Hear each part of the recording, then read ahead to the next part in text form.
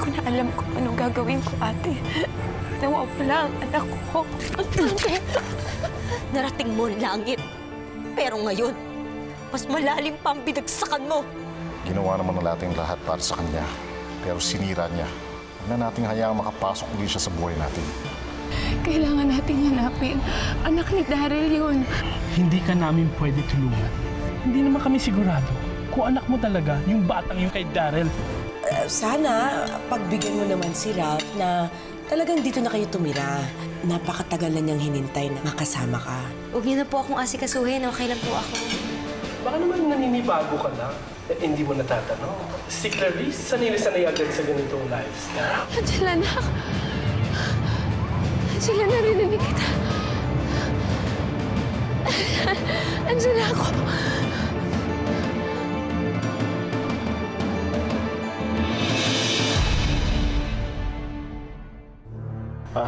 It's okay, Munina. Pabayaan na natin silang makapagpahinga. No, Ralph, I just don't understand kung bakit ka tinatrato ng ganito ng anak mo. Tara na, James. Anak. Sandali lang, Nay. Si Nancy po. Kung hindi niyo ho gusto yung ikinikilos ko, pasensya na ho. Naninibago lang ho ako. Naninibago? O hindi mo lang natatanggap ang pagiging gardamonte mo? Hindi naman sa ganon. Sana nakikita mo kung gaanong kalaking paghihirap na ginagawa ni Ralph para tanggapin mo. At kung hindi mo man lang matanggap, sana magpakita ka man lang ng konting respeto.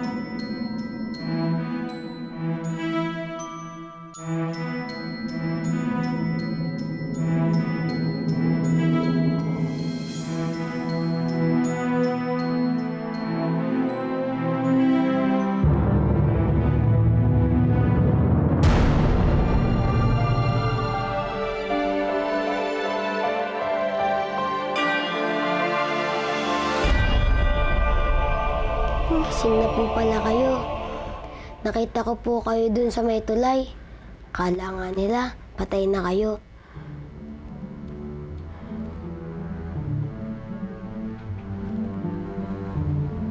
Nasaan ang anak ko? Anak, wala naman po kayong kasama eh. Mag-isa lang po kayo dun. Ano po bang nangyari? Ay, ako nga po pala si Samboy. Kayo po, ano pong pangalan nyo? Sabi nila, tumalon daw po kayo sa ilog. Ba't nyo po ginawa yun? Sana hindi mo na lang ako kiniligtas. Sana pinabayaan mo na lang akong mamatay.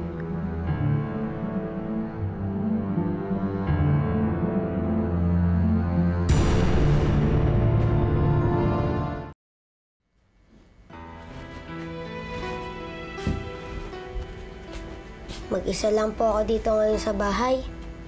Pumunta po ng Bulacan sina inay at itay. Kasi po may dineliver. Bukas na po ang uwi nila. Teka lang ate, ba't mag-isa lang kayo? Tsaka, ba't kayo tumalon sa tulay? Di ba po masama yun? Ito po, kumain po muna kayo. Para po lumakas kayo kaagad.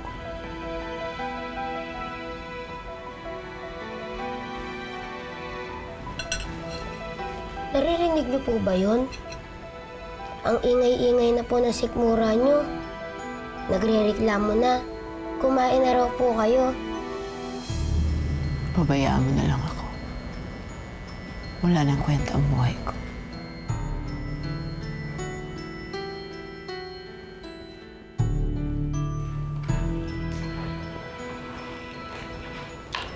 Ralph, I'm sorry doon sa nangyari kanina, ha? Alam kong pinaghandaan mo na mabuti yung pagdating ni Nancy, tapos ganun lang pala sasabihin niya sa'yo. Let's just give her time. We have to remember, malaking pagbabago ito sa buhay niya. Nandun na ako, pero hindi naman yata tama na ganun ang pagtrato niya sa'yo, lalo na sa harapan ng ibang tao. Nina, please. Nangako kang susuportahan mo ko. Tayo na lang ang umintindi sa kanya. Nancy, siguro sa susunod, hindi na ako sasalo sa inyo para makaiwas din sa gulo. Hindi na lang din ako sasabay sa kanila. Nancy, kailangan mong pakisamahan yung tatay mo. Pati yung asawa niya. Ngayon lang nga kayo magkakasama ng totoong tatay mo eh. Di ba? Sayang naman. Pinipilit ko namang yakapin ang kapalaran ko, James eh. Pero hindi naman ganun kadali. Nararamdaman ko yung asikaso binibigay sa'yo ng tatay mo. Tama si Ma'am Nina. Siguro dapat mong suklian yung pagmamahal na binibigay sa'yo ng tatay mo.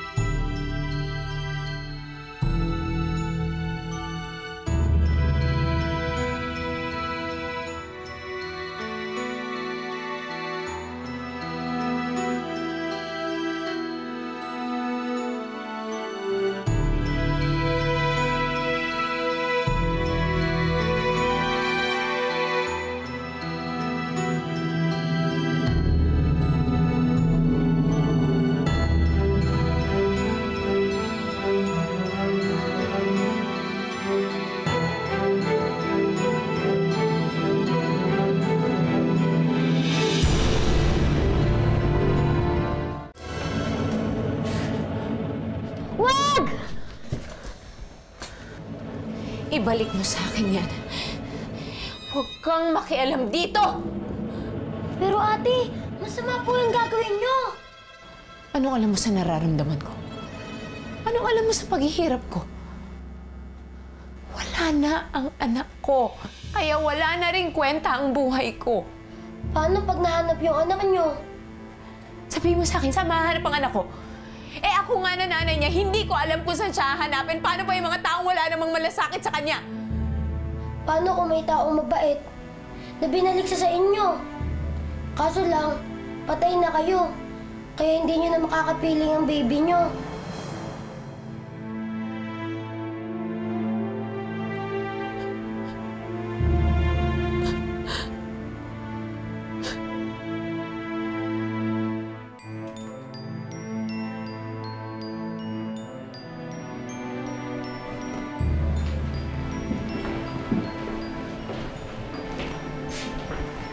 Kumusta, Doc? May pag-asa ba makakita si James? I'm sorry to tell you this, pero malaki ang damage ng mata ng pasyente. Ang ibig niyo ba sabihin, Dok, hindi na ho makakakita ang asawa ko?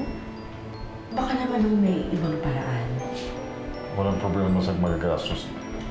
Eye transplant ang nakikita kong solusyon. Pero magagawa lang natin ang operation kung meron tayong eye donor. Handa ho kaming maghintay kahit gaano ho katagal. Makakita lang ho uli ang asawa ko. Narinig mo yun?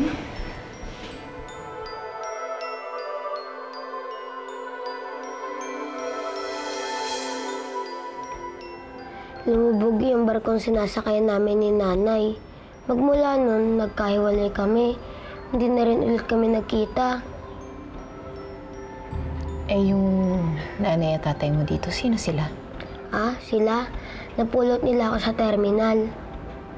Nawalan ka rin pala, ano? Pero magkikita ulit kami.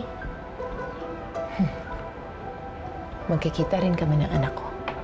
Tama. Kaya dapat, hindi ka na magpakamatay. Ikaw rin, magiging barbecue ka. Bakit barbecue? Sabi nila, pag nagpakamatay daw ang isang tao, susunugin daw ang kaluluwa nito sa impyerno. Kaya magiging barbecue. Gusto niyo ba yon? Ay, totoo nga palang may himala. Bakit? Kasi po, umiti kayo. Di ba, himala yun? Ngiti nga ulit kayo. Promise po, wag na ulit kayo magpapakamatay. Oo, no. Siyempre. Hindi na ako magpapakamatay. Ayoko yata maging barbecue.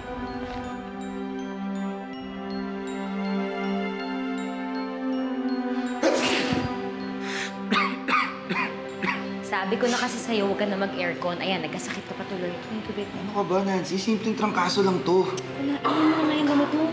Nancy, anak, hinahanap ka na ng tatay mo. Ako nang bahala kay James. Aakyat ko na siya sa kwarto. Sige po, Nay.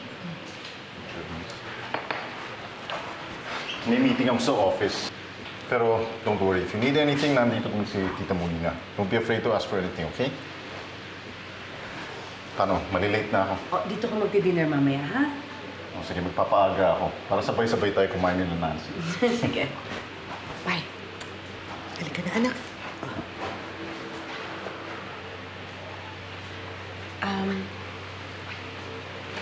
Alam mo, magbihis ka kaya para ipagsha-shopping kita ng mga damit mo. Tita, pwede po bang sa susunod na lang?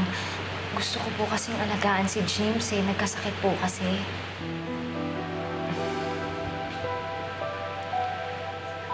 Excuse me po.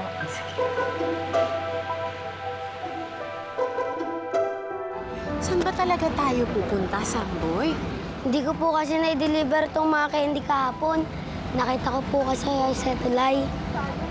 Candy? Anong candy ba yan? Yun po ang tawag ni Inay at Itay dito.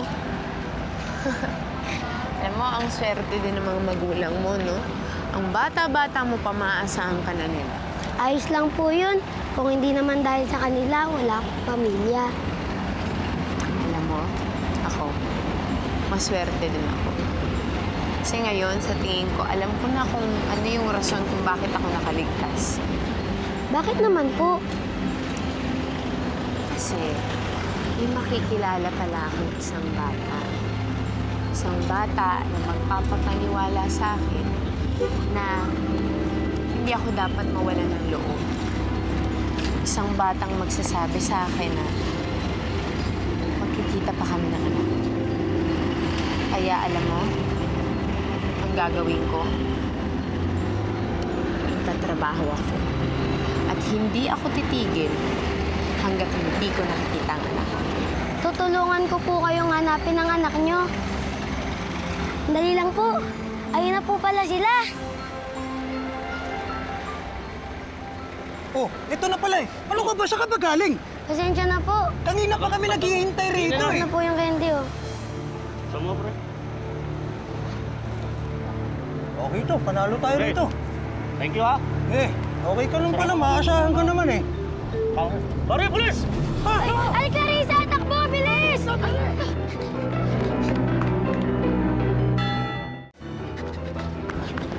Dali! Dali!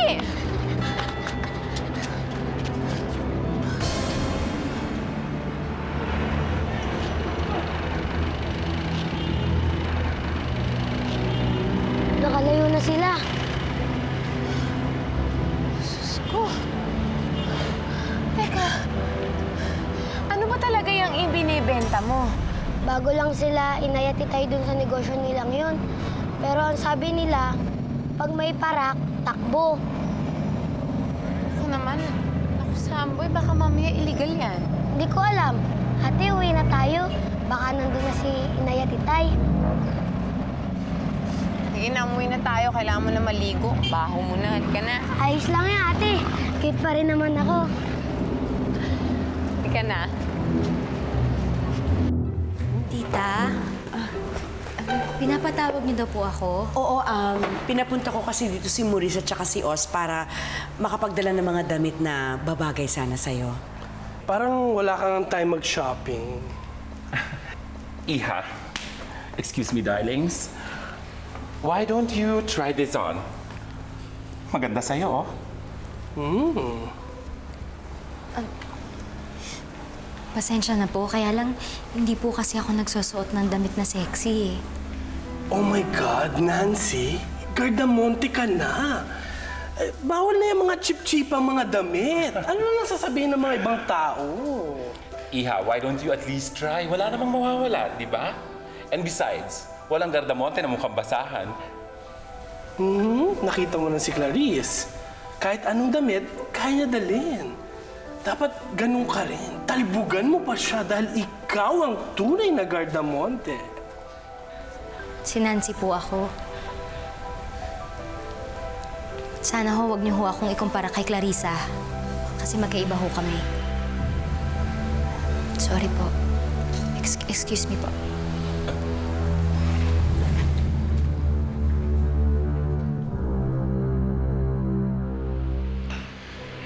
Nakita ko yung nangyari kanina. Mali po ba ako, Nay? Sana pinagbigyan mo lang. Nay, hindi naman ho kasi talaga ako nagsusuot ng ganong klaseng damit eh. Oo nga, kaya lang sana anak, hindi mo siya iniwan. Ang gusto lang naman nun, mapalapit sa'yo. Sabi kasi sa anak yun eh. Si Clarissa naman ho ang hinahanap niya sa akin. Anak, kung ganyan na ganyan ang iisipin mo, hindi mo makikita ang kabait na ibinibigay sa'yo ng mga gardamonte. Anak, mababait sila. Nakita niyo na yun? I don't know what to do with her. Well, she's blind. Kapag hindi niya nakita kung gaano kakabuti na stepmom, saan pa siya sa mundong ito makakakita ng madrasta na simbait mo, ha? Tell me. Ikaw naman kasi, Monina. Sobra kang bait. Pinapalaki mo yung ulo niya. Well, oo nga, nahihirapan akong pakisamahan siya, pero I have to do it for Ralph. Pero hayaan mo naman din siya to please you. Hindi na lang puro ikaw. Alam niyo, hindi ko naramdaman to dati kay Clarice. Tuwing nalulungkot ako, laging siya ang nakakagawa ng paraan para mapasaya niya ako. Now you're talking. Namimiss mo si Clarissa.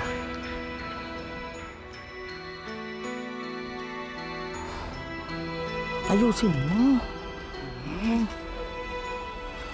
Okay na. Ha? Ayusin mo, ha? Hoy! Hener! Hener, lumabas ka dito. Andito na magaling mong anak ko. Sandali, sandali. Nay, tay, dyan na pala kayo. Nai-deliver ko na po yung mga candy. Sino to kasama mo? Ah, siya po si Ate Clarissa. Wala po siyang matuloyan eh. Pwede po ba dito muna siya sa atin? Tsaka po may sakit siya eh. Pansamantala lang naman ho. Kapal din naman ang mukha mo.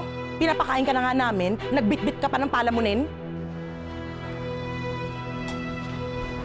Kaya mo na. Siguro naman madali lang siya rito. Hindi ka naman siguro magtatakal no? Hindi ho. Magpapalipas lang ho ng gabi.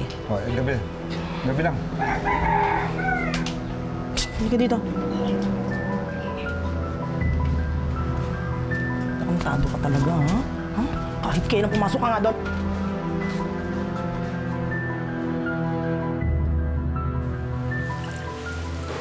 Oh, para kay James? Hindi po, Nay. Napakarami po nito para kay James. Di ba po, sabi niyo po, makisama po ako kay Tita Monina. Kaya po ito po, pinagtimpla ko po yung mga bisita niya ng maiinom. Nako, siguradong matutuwa ang tita mo, Nina mo sa'yo. Sana nga po. Salamat, Nay, ah. Wala yun, to talaga. Sige na, ako nang bahala kay James. Dalhin mo na yan sa mga bisita. Sige po. Excuse me po, Nay. Sige, sige, anak.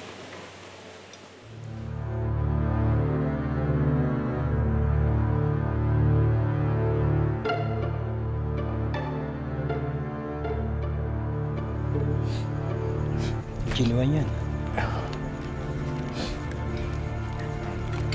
Sigurado ka bang malaking kliyente yan? Diba tayo doon? Nag-iantay na nga sila sa sasakyan eh. Tara, pakilala ko kayo. Ha? Sunod kami.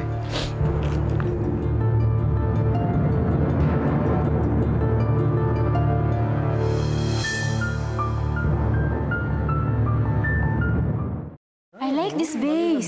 Oh, Ralph got that for me in Florence. Gustong-gusto ko kasi. Speaking of Ralph, totoo bang dito na nakatira ang anak niya?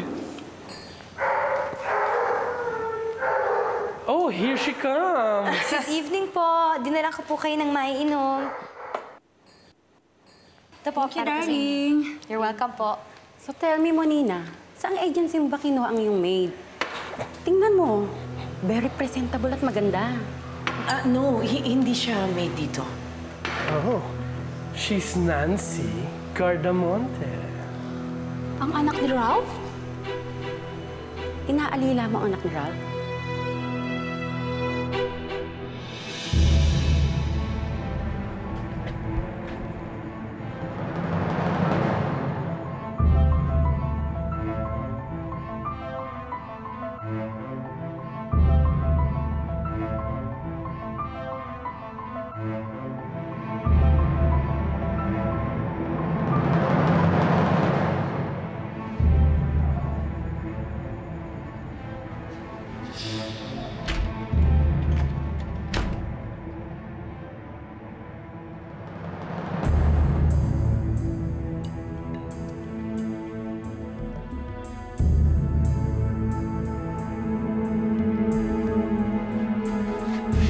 Kialamerang babae ka.